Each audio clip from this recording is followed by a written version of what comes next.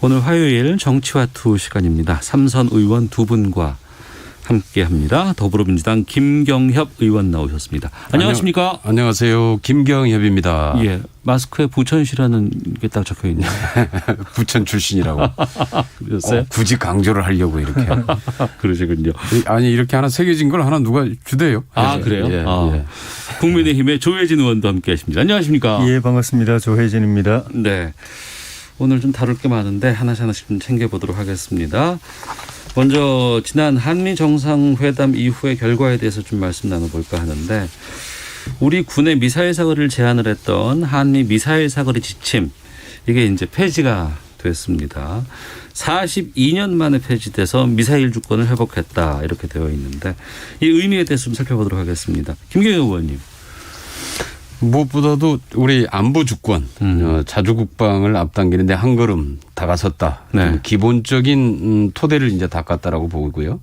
사실은 이번에 미사일 지침은 미사일 문제뿐만 아니라 무인 항공기 산업, 드론, 스텔스 기구 같은 네. 여기에다 이제 우주 발사체와 관련돼 있는 제한도 역시 여기에 다 포함되어 있기 때문에 네. 아마 우주 항공 산업에 새로운 고속도로를 열었다. 이렇게 평가를 합니다. 예.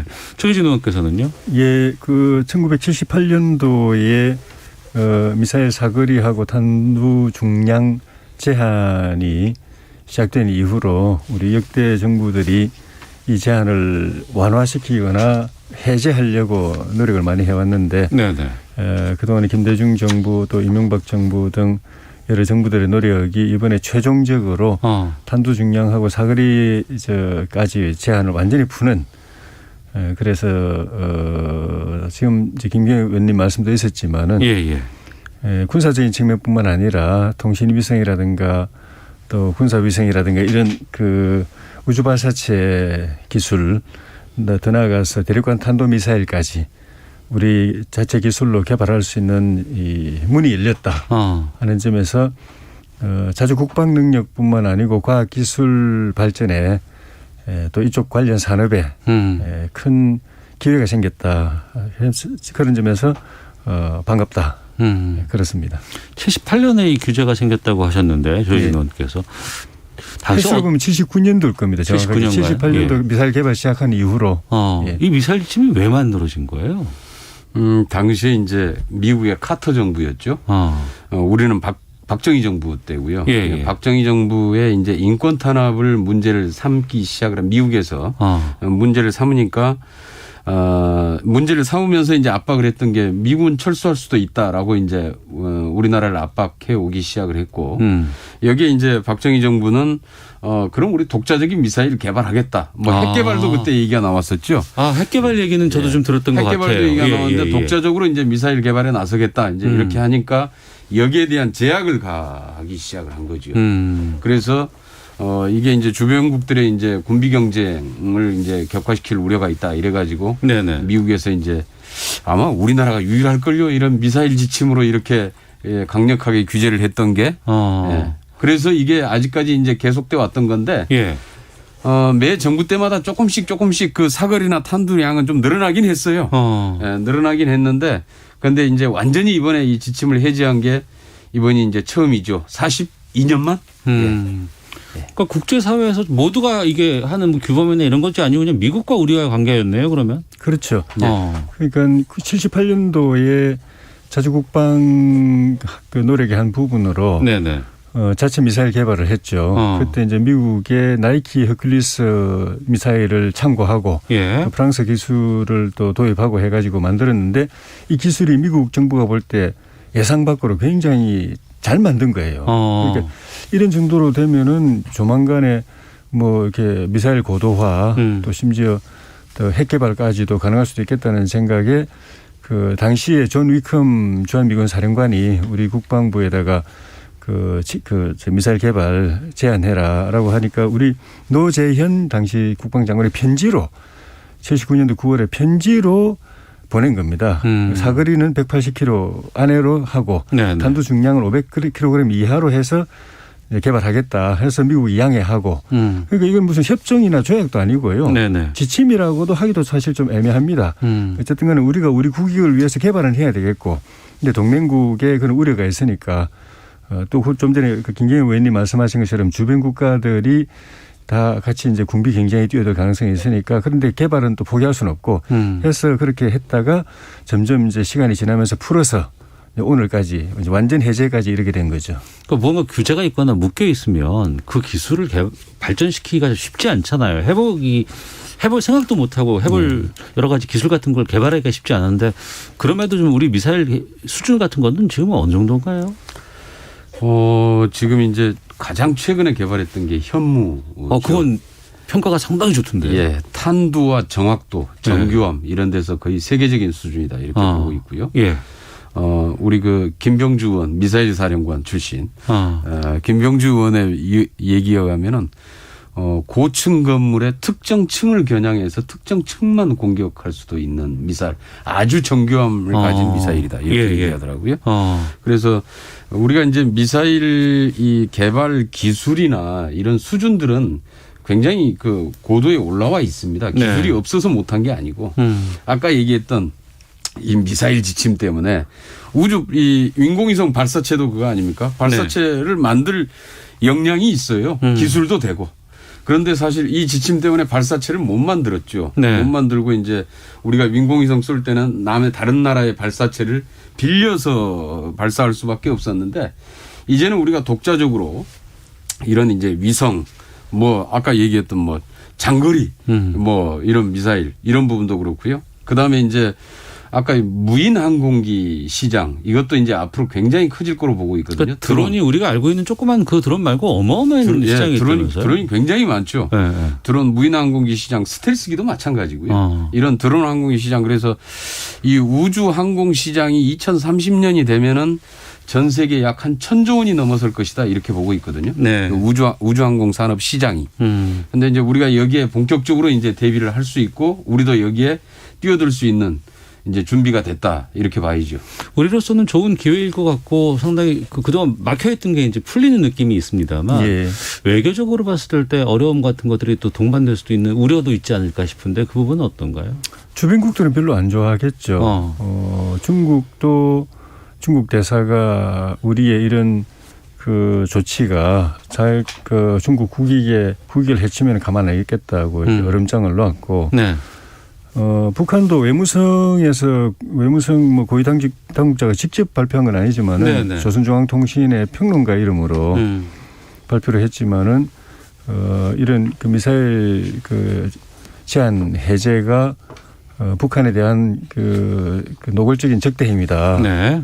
그리고 우리 문 대통령에 대해서 하여튼 또 전에 같이 그런 비하하는 또 발언을 또 했어요.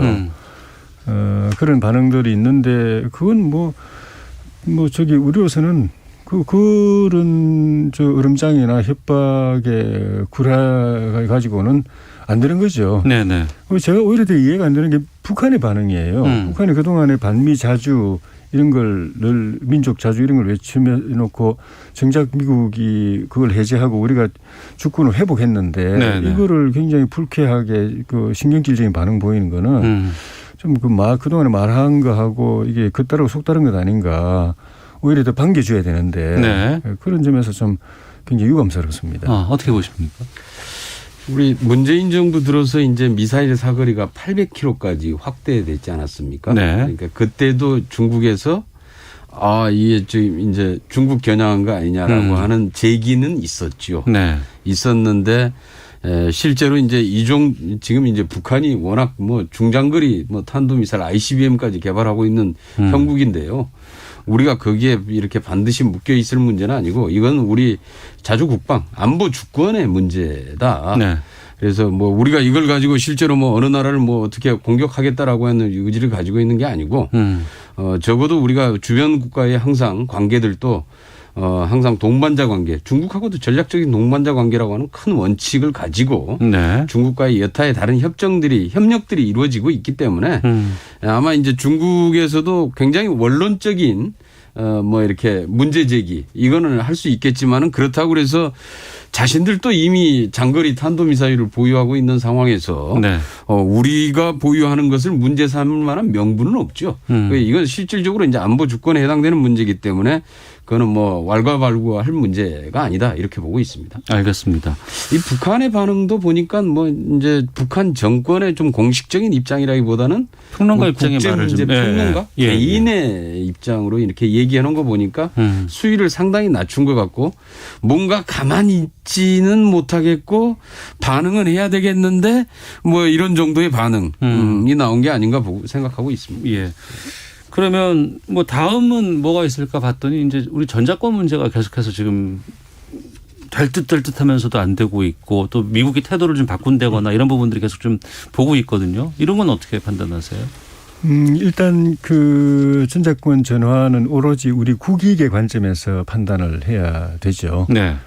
우리 국익에 도움이 된다고 하면은 그 이제 추진해야 되고 그 다음에는 우리가 그걸 갖다가 도로 되찾아왔을 때 제대로 운용을 할 수 있을 것인가. 왜냐하면 이 전자권은 우리 한국군에 대한 통제가 아니라 한미연합군에 대한 통솔 지휘권이기 때문에 전쟁이라든가 이런 그 유사시에 우리 그 한국뿐만 아니라 한미연합 체제를 우리가 지휘해야 되는 문제라서 지휘할 수 있는가라는 문제. 예를 들면 한국군에 대해서야 당연히 할 수 있겠지만은 미군이 가지고 있는 전략 자산들, 그런 항공모함이라든가 무슨 또 항공 자산들 그리고 미사일이라든가 이런 고도 전략 자산들을 우리가 운용을 할 수 있을 것인가? 운용 못하면은 연합 체제라는 게 의미가 없거든요. 그때 못하면은 그 실제 상황에 닥쳤을 때는 결국 한국군 혼자 움직여야 되는 거기 때문에. 그걸 이제 미국 측에서도 어쨌든 전자권이 우리 쪽에 오게 되면은 그 자산들이나 병력들이 우리 지휘 통솔하에 놓여야 되기 때문에 그런 연합 전력이 제대로 가동될 수 있을 것인가. 네. 그를 지휘 통솔 능력이 확보됐는가. 그런 점에서 계속 우려하고 있는 것 아닌가. 그게 확보됐을 때 네. 우리가 이 지휘권을 가졌을 때 의미가 있는 것이다. 그냥 명분상으로만 우리가 되찾아왔다. 무슨 작전 지휘권 주권 회복했다. 그런데 정작 현실에서는 작전이 안 돌아가는 그러면은 치명적인 안보 위해가 초래될 수 있기 때문에 네. 좀 치밀하면서 좀 신중하고 하면서도 또 제대로 또 접근할 필요가 있다는 생각이 듭니다. 김교호 의원님. 이 전시작전권은 6.25 전쟁 중에 미군 중심의 이제 작전과 전쟁 수행을 위해서 사실 이제 이 미군이 쥐게 됐죠. 네. 쥐게 됐는데 그 다음에 이제 전쟁이 끝나고 나서도 그 당시 이제 이승만 정부가 휴전 상태에서 계속 휴전을 반대하면서 북침 주장을 합니다. 그래서 이제 통일을 하겠다 이렇게 주장을 하니까 미국의 입장에서는 굉장히 위험한 겁니다. 사실은 네네. 이미 휴전에 합의를 했는데 전쟁을 계속 하겠다고 그러니까 전자권을 안 줍니다. 전시작전권을 그냥 꽉 붙잡고 있어요. 수시로 이제 이 한국의 이제 내정 자체가 이제 불안정한 거 아닙니까? 군사쿠데타가 자주 발생을 하고 이러면서 그러니까 이제 미군에서 전시작전권을 주고 이 한국 정부를 좀 믿을 수가 없는 겁니다. 쉽게 얘기하면은. 전시작전권을 넘겼다가 무슨 일이 발생할지 모르기 때문에 네. 사실 이제 그런 측면이 되게 강하거든요. 그런데 이게 어느 순간부터 이제 계속 이 쥐고 하다 보니까 이게 굉장한 이제 이 한반도에서 군사적인 주도권이 돼버린 거 아닙니까? 네. 그러니까 이제 미국으로서도 사실 이제 썩 내놓기가 이제 좀 싫어진 건데 이게 이제 노무현 정부 때 2012년 4월까지 해서 전자권을 전환하기로 합의를 했었죠. 네. 이것만 해도 이제 굉장히 큰 합의였는데 사실 이제 MB 정부 때 들어서서 15년으로 연장을 했고 그다음에 박근혜 정부 들어서서 아예 그 기한을 없애버렸고 기한이 아니라 조건부로 바꿔버렸어요. 이걸. 그래서 1, 2, 3단계 조건이 갖춰져야만이 전자권을 넘겨준다. 이제 이렇게 해서 합의가 바뀌어버렸는데 네. 문제는 지금 1단계까지는 조건이 갖춰졌다라고 얘기하고 있거든요. 그런데 네. 2단계, 3단계는 검증이 안 됐다. 이래가지고 지금 이 조건이 좀 애매합니다. 사실은. 예. 이게 명확하게 딱 기준선이 딱 나와 있는 게 아니고 그래서 이제 이 기간 때문에 요 문제 때문에 이제 계속 사실은 이 협상이 이제 계속 더 추가로 필요한 부분들인데 네. 문제는 그거죠. 주권을 가진 국가가 국방력 그다음에 이제 여기에서 특히 이 군사작전권을 독자적으로 가지고 있어야 된다라는 게 맞는 거고요. 네. 그다음에 하나는 지금 2만 8천 명의 주한미군이 우리는 지금 60만 군대를 지휘하는 체계를 가지고 있는 거 아닙니까? 예. 그래서 이런 부분들은 일단 주권 국가에서는 맞지 않고 이런 부분들도 좀 신속하게 해야 되는데 우리가 지금 연합훈련이 자꾸 늦어지면서 그 조건을 검증하는 시기가 늦어지고 있죠. 코로나 상황에서 이제 예. 뭐 여러 가지 그 병력을 동원하는 이런 그 훈련 같은 것들을 해봐야 되는데 예. 그걸 지금 못하고 있는 상황이다. 예. 그런 것도 그래서 문제로 아마 삼고 있고. 뭐 조만간에 이루어지지는 않을 텐데 아마 이것도 그러한 좀 연합훈련 검증 과정만 끝나면은 전시작전권도 일단 우리가 환수를 할 수 있지 않겠는가 이렇게 보고 있습니다. 알겠습니다. 근데 이 문제는 저는 저기 주권의 문제로 접근할 문제는 아니라고 생각이 듭니다. 네.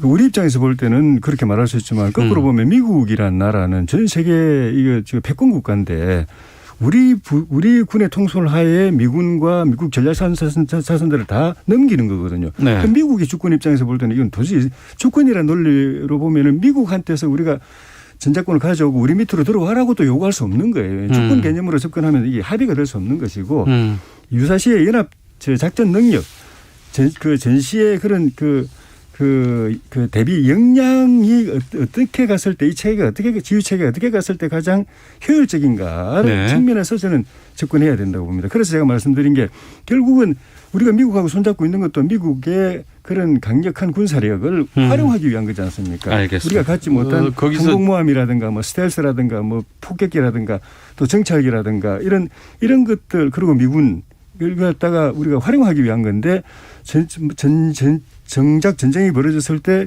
우리 지휘 통솔력으로 그걸 활용을 못한다 해버리면 우리 손해이기 때문에 그래서 네. 고민이 필요하다는 이야기죠. 예. 전시작전권을 우리가 가져온다고 그래서 예. 미군이 우리 지휘를 받는 체계는 아닙니다. 그거는 이제 독자적인 작전을 행사할 수 있는 권한을 얘기하는 거고요. 예. 그것을 이제 또 이제 한미 연합사를 중심으로 해서 만약에 하게 될 때는 여기 연합의 공동의 작전이 수행되는 과정이지 기본적으로 그렇다고 해서 미군이 한국군 휘하로 들어오는 건 절대로 아닙니다. 알겠습니다. 네, 더불어민주당의 김경협 의원, 국민의힘 조혜진 의원과 함께 정치화투 말씀 나누고 있습니다. 어제 인사청문 보고서 여당 단독으로 채택을 한 김호수 검찰총장 후보자 임명을 대통령이 재가를 했고 오늘부터 바로 임기가 시작됐습니다.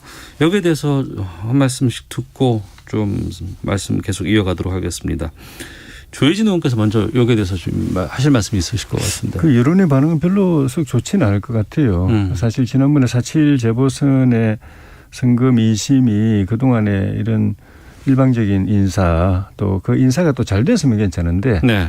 일방적으로 또 강행 인사를 했지만 그 사람들이 일을 잘해서 부동산 문제 무슨 일자리 문제 뭐 기타 이런 걸 잘 해결하고 국민들 편하게 해주고 이렇게 호감 갖게 해줬으면은 그것도 상쇄되고 이해가 되는데 결과가 안 좋았는데도 계속 그런 인사를 강행하고 네. 이번 같은 경우도 김호수 후보자가 검찰 추천위원회에서 꼴찌로 사실 특허리를 했는데 그걸 1등으로도 올리는 무리한 인사를 하고 또 본인도 뭐 인사청문 과정에서 뭐 정관 예우라든가 이런 것도 있었지만 기본적으로 법을 다루는 총책임자인데 본인이 지금 수사를 받고 있으면서 또 피의자 신분이기도 한데 네.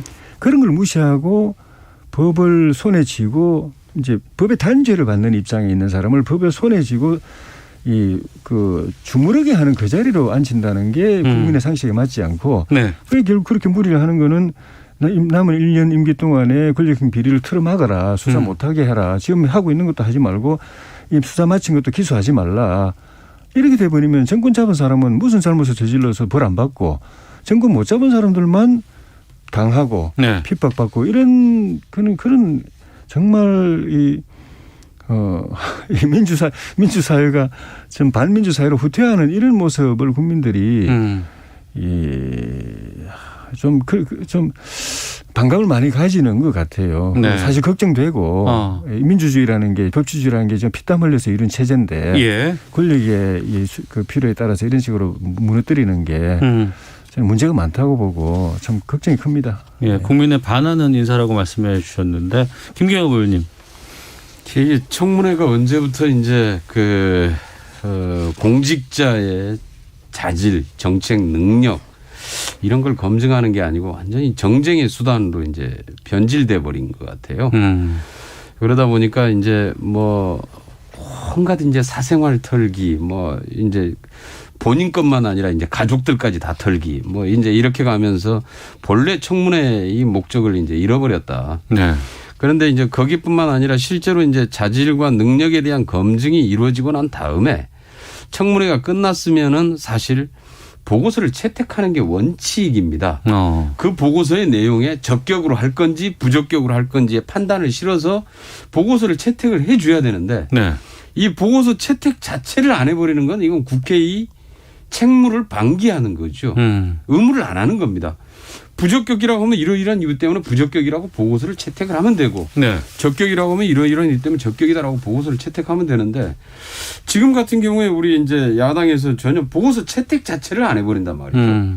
이렇게 가면서 그러면 이게 뭐냐. 그 뭔가의 그 입장을 갖다 전달을 해야 되는데 그냥 이런 식으로 이제 하다 보니까 이게 계속해 가지고 청문회가 이제 청문회 다 끝나고 나서 항상 보고서 채택하는 데 가면은 거의 파행으로 다 끝나버리는 이런 상황이 계속 이제 되풀이되고 있는 건데요. 지금 이 김호수 총장 같은 경우에 이제 검찰 개혁에 대한 공감도가 굉장히 높으신 분이죠. 예. 그리고 본인 스스로가 예전에 그 윤석열 총장처럼 또 뭐 정치할 의지가 있거나 이런 꿈이 있거나 이런 분은 아니고요. 그래서 뭐 검찰을 특별하게 정치적으로 이용하거나 그러지는 않을 것이다. 워낙 좀 검찰 내에서도 성실한 그냥 순수한 검찰 출신이기 때문에 네. 그런 정치적인 입장을 떠나서 중립적인 입장에서 제대로 검찰총장 직무를 수행하지 않겠는가 이렇게 보고 있습니다. 네. 청문회에서 보고서 채택은 해야 되는 건데 부적격이라고 달고 하면 안 되겠냐라는 말씀에 대해서는 어떻게 보십니까? 동의합니다. 김경엽 의원님 말씀하신 게 제가 여당 때 늘 했던 말이거든요. 아, 그래요? 너무 참 힘들었던 그 지점을 여야가 바뀌어서 김경엽 의원님이 거의 제가 말한 게 녹음으로 다시 듣는 듯한 그런 느낌 드는데 지금도 그렇게 생각합니다. 네. 해야 됩니다. 청문 보고서 만들어야 되고 예. 반대하면 반대한다고 그걸 집어넣으면 됩니다. 예. 제가 여당 때 했던 이야기 그런데 그러려면 청문회가 기본적으로는 정상적으로 진행이 돼야 됩니다.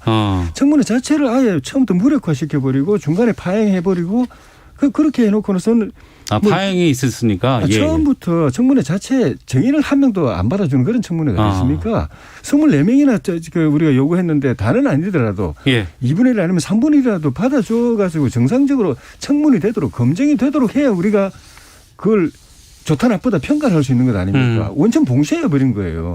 그나마도 끝까지 안 하고 중간에 스톱시켜가지고 파행시켜가지고 시간 뭐 한 반나절 다 보내버리고 그냥 끝. 네. 이래버리면 평가 자체가 안 되잖아요.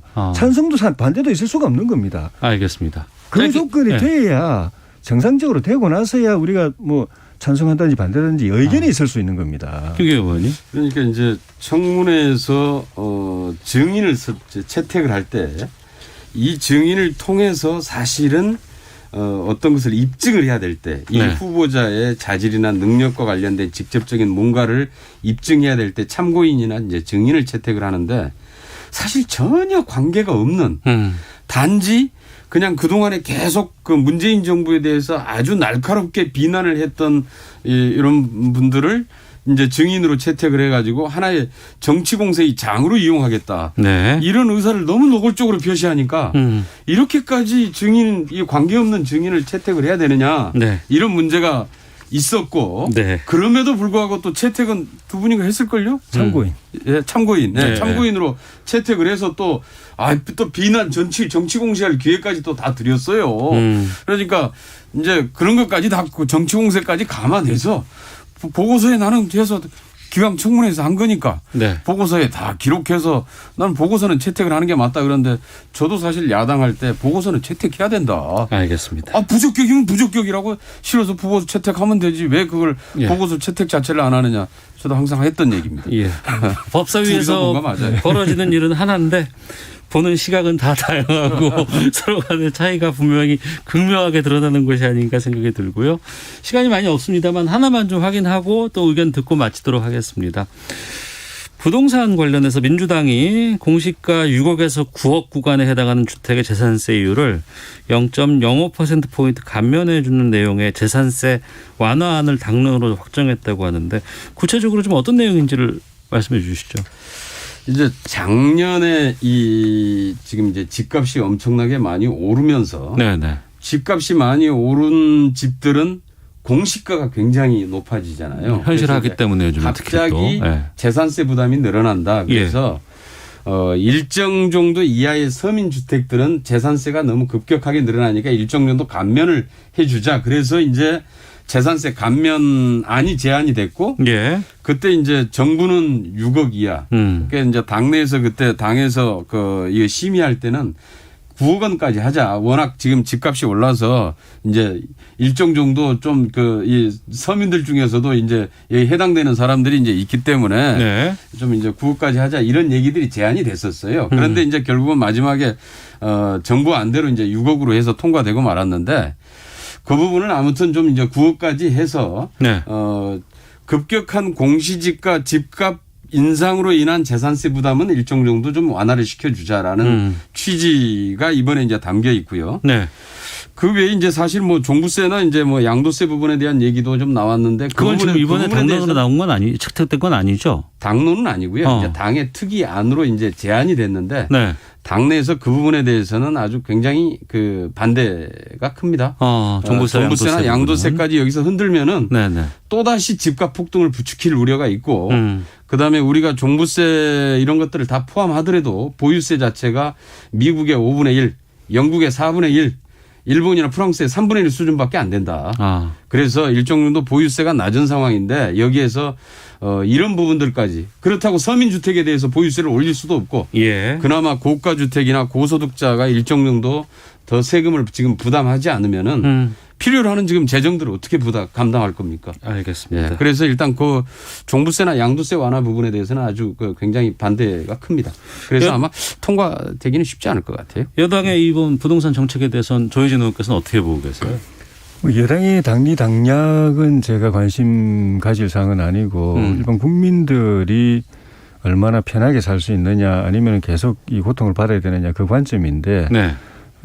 여당 자체 평가로도 이번 4.7 재보선 패배의 가장 큰 원인이 부동산 실패라고 해놓고 그래서 그 뒤에 여러 가지 정책들 대안들이 나왔지 않습니까? 지금 말씀하신 그 재산세 부분, 종부세 부분 그리고 또 그 공시가 또 그 급격한 인상을 좀 낮추는 부분 그리고 주택담보대출 그거 좀 완화하는 거 여러 가지 안들이 나왔는데 그것도 사실은 미세 조정 정도지 부동산 정책의 기본 방향이나 기조를 바꾼 건 아니거든요. 저는 방향과 기조를 바꾸지 않으면 이 답이 없다고 보는데 그건 손 안 대고 조금 미세 조정 정도 정책 안들인데 그것도 안에서 제대로 수용이 안 되는 구조를 이제 보여준 거죠.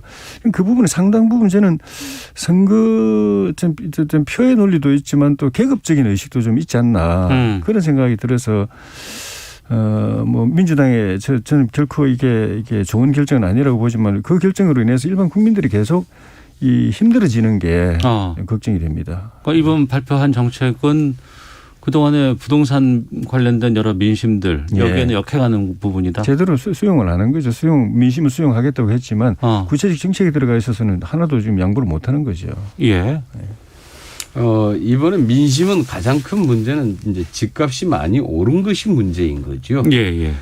거기에 뭐 세금이 많이 오른 것은 집값의 인상으로 인한 부분이고 그런데 이제 여기에서 한 가지가 좀 이제 이 세금 폭탄 문제는 굉장히 실제하고 다르게 굉장히 과장돼 있는 면이 있습니다. 그러니까 이번에도 이게 지금 시뮬레이션을 한번 해봤는데요. 그러니까 공시가 10억짜리 그러면 시세로 하면 약 한 14억 정도 됩니다. 그런데 종부세가 얼마쯤 될 것 같아요? 글쎄요. 저도 종부세를 내본 적이 없어요. 저희 지역에서 그 한 돈 1,000만 원 되는 거 아니에요? 이렇게 얘기를 하더라고요. 자기가 이제 종부세 그 공시가가 9억이 넘어서 됐는데 네네. 한 돈 1,000만 원 되는 거 아니에요? 이렇게 얘기해서 그렇지 않습니다. 1주택자가 보유 기간이나 이제 나이에 따라서 공제를 받는 일을 적용을 하면은 20만 원 정도이고요. 종부세가 1년에 20만 원 정도이고 그다음에 그런 공제가 전혀 없으면 한 40만 원 정도 됩니다. 1년에 내는 종부세가. 물론 이제 본인이 원래대로 내는 재산세는 한 170만 원 정도 될 겁니다. 네. 그러니까 종부세율이 그렇게 높질 않아요. 특히 우리 저 10억, 20억 뭐 이하 정도 되면은 1주택자의 종부세는 네네. 크지가 않습니다. 그래서 알겠습니다. 전체적으로 이걸 시뮬레이션을 했는데 야, 이 정도밖에 안 되는데 왜 이게 세금 폭탄이 됐지? 오늘 과장된 부분들이 크다. 예, 알겠습니다. 저 두 분 팬이 많이 계신 것 같아요. 동욱김님은 김 의원님이 주관하는 뭐 입법 제한 공모전 이거 참여해 보겠습니다라고. 고맙습니다. 1628님은 조혜진 의원님 최고위원 되시더라도 시사본부는 계속 출연해 주시길 바랍니다. 이렇게 또 최고위원 되더라도 계속 불러주시기 바랍니다. 알겠습니다. 입법 제한 공모전 그 공모 많이 들어오고 있습니다. 예, 알겠습니다. 거기에 대해서는 다음에 또 시간 좀 드리도록 하겠습니다. 정치와트 마치겠습니다. 고맙습니다. 네, 감사합니다.